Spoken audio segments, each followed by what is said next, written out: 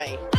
আমাদের তেলের দাম শেষমেশ বৃদ্ধি হইল মাননীয় স্পিকার, কিন্তু তার আগে আমরা দেখলাম কয়েক কিলোমিটার জুড়ে লম্বা লাইন।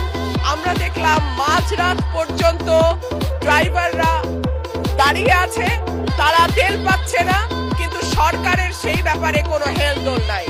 আশ্চর্য হয়ে লক্ষ্য করলাম মাননীয় স্পিকার, মন্ত্রীরা যখন সংসদে বক্তব্য দেন তখন তারা অবলীলায় বলেন বাংলাদেশে জ্বালানির কোনো ঘাটতি নাই, কিন্তু মাননীয় স্পিকার যখন তেল নিতে যায় তখন দেখা যায় 3 কিলোমিটার লম্বা লাইন।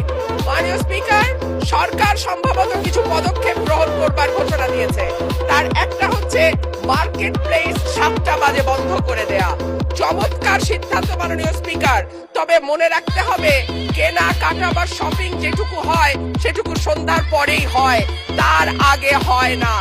2 হইল অফিস আদালতের সময় বলে পরিবর্তন করবে। 5 দিনের জায়গায় 4 দিন বা 3 দিন তারা কর্মঘণ্টা ঠিক করবে।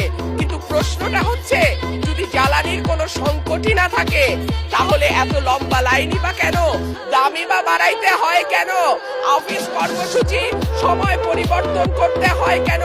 এই প্রশ্নগুলো তো ওঠে মাননীয় স্পিকার।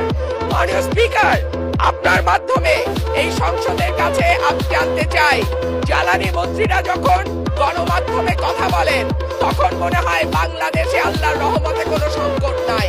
ওনারা যদি পরিষ্কার করে বলেন বাংলাদেশে বর্তমানে কত দিনের অকটেন ডিজেলের মজুদ আছে, কতদিন চলতে পারে।